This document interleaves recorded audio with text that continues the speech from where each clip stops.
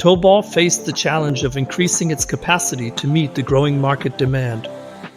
For us, the biggest challenges in control cabinet building are skilled workers. It's a huge challenge for us, but at the same time, it's also an opportunity to bring our potential and expertise to the market. The biggest impact on increasing efficiency actually comes from the specialized workstations that we designed together with our employees.